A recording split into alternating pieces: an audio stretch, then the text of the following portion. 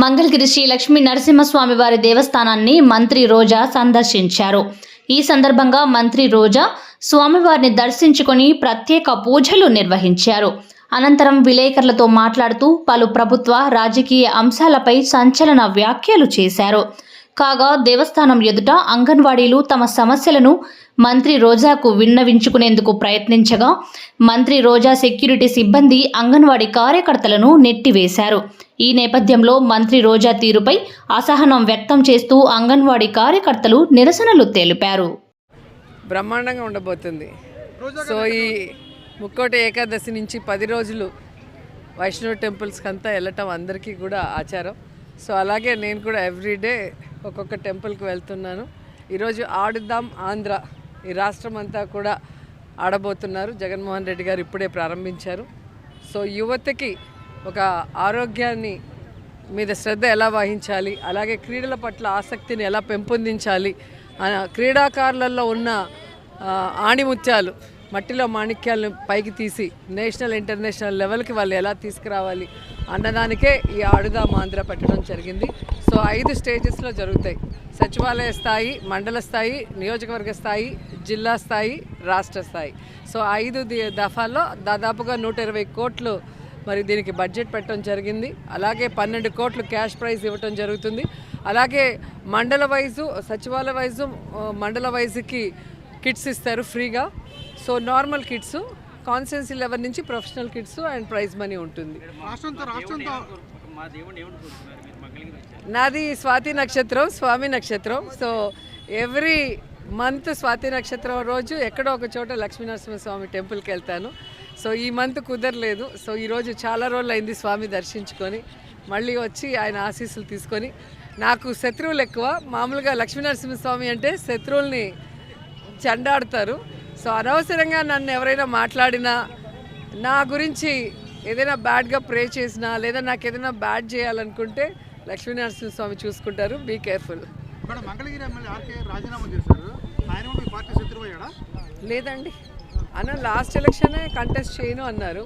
మళ్ళీ చేయాలి అని చెప్పి అడిగిన తర్వాత చేయటం జరిగింది.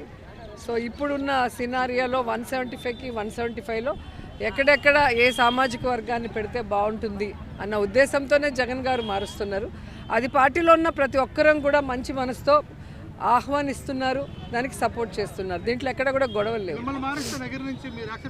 100%. నేనా, నాకు ఇచ్చినా ఓకే, ఈకపోయినా ఓకే. నేను ఎప్పుడూ కూడా మొదట్లో అయితే ఎమ్మెల్యేగా ఒక్కసారైనా చేసి ప్రజలకి సర్వీస్ చేయాలనుకున్నాను. సో 2 సార్లు అవకాశం ఇచ్చారు జగన్మోహన్ రెడ్డి గారు. అండ్ మంత్రిగా కూడా ఈరోజు మీరు చూశారు, జగన్ గారు ఇచ్చే వెల్ఫేర్ డెవలప్మెంటే కాకుండా నా వల్ల అయిన సర్వీస్ నేను చేస్తూనే వస్తున్నా. కాబట్టి నన్ను మారుస్తారని నేను అనుకోవట్లేదు. ఒకవేళ మార్చాల్సిన పరిస్థితి వచ్చినా కూడా సంతోషంగా అన్న కోసం త్యాగం చేస్తాను. ఎవరు అసంతృప్తిలో లేరండి. ఎందుకంటే ఈరోజు మేమే తోపులు అనుకున్న వాళ్ళు జగనన్నని వదిలి తెలుగుదేశం పార్టీలోకి వెళ్ళిన 23 మంది ఏమయ్యారో మీరే చూశారు. ఇక్కడ రాజశేఖర రెడ్డి గారి ఆశయాలు, జగనన్న అజెండా, జగనన్న ఫేస్ కట్తోనే ఇక్కడ గెలుస్తున్నారు మ్యాక్సిమం ఎమ్మెల్యేలు, ఎంపీలు. కాబట్టి వాళ్ళకి తెలుసు అన్నని బెదిరించి ఆపోజిషన్ పోయినా కూడా మనకి మిగిలేది శూన్యమని.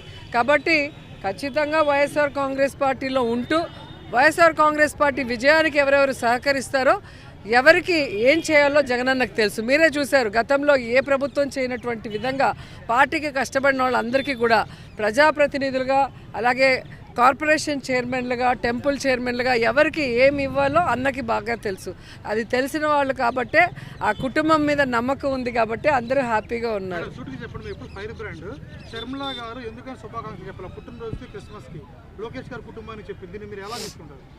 టీవీలో చెప్తేనే శుభాకాంక్షలు చెప్పినట్టు లెక్క కాదు. ఇప్పుడు మేము కూడా చెప్తాము బర్త్డేకి అన్నకి. సో టీవీలో చెప్తేనే చెప్పినట్టు కాదు. ఇంకా వాళ్ళు కుటుంబ సభ్యులు అన్నప్పుడు కనీసం ఫోన్లో అయినా చెప్తారు. అది అందరికీ తెలిసిన విషయం. దాన్ని ఒక ఏమంటారు పొలిటికల్ ఇదిలాగా మీరు మాట్లాడితే ఎలాగా?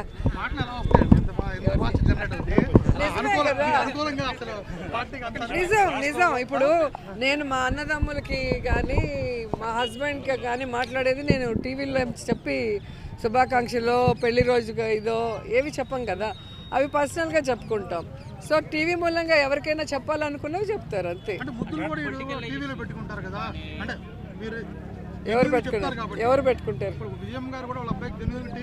పక్కన ఉన్నారు కాబట్టి పెట్టారు. దీనికోసం ఫ్లైట్ వేసుకొచ్చి పెట్టలేదు కదా. రోజా గారు ఇక్కడికి వచ్చారని తెలిసి మేము మా వినతి పత్రాన్ని ఇక్కడికి ఇవ్వాలని వచ్చామండి. కానీ కూడా మా సమస్యలు చెప్తామన్నా కూడా వినకుండా మమ్మల్ని పక్కకు తోచేసి మరి ఆమె కారెక్కేశారు. ఒక మహిళా మంత్రి అయి ఉండి మా వినరా మేడం చెప్పండి. అలా కారెక్కేసి వెళ్ళిపోతే అంటే ఆమె ఒక మహిళే కదా, మరి మా సమస్యలు వినాలి కదా. తను ఎందుకు వచ్చాము, ఇప్పుడు ఒక మా మహిళా అధ్యక్షురాలు అయ్యి ఉంది కాబట్టి మా సమాచారం తీసుకెళ్ళి సార్కి చెప్తుందనే కదా మేము ఇక్కడికి వచ్చింది. అయినా కనీసం మేము వచ్చి మేడం మా వినంతి వినండి నమస్కారం చేసినా కూడా మమ్మల్ని తోసేసి కారెక్కేశారు. ఇది ఎక్కడి వరకు న్యాయం చెప్పండి? ఎక్కడి వరకు న్యాయం మేడం ఇది?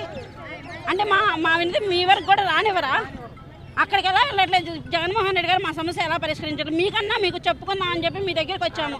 కానీ మీరు కూడా మా సమస్యను వినకపోతే మీరు ఎవరు వింటారు? ఒక మహిళ అయిన మీరే వినకపోతే ఇంకా ఎవరు వింటారు?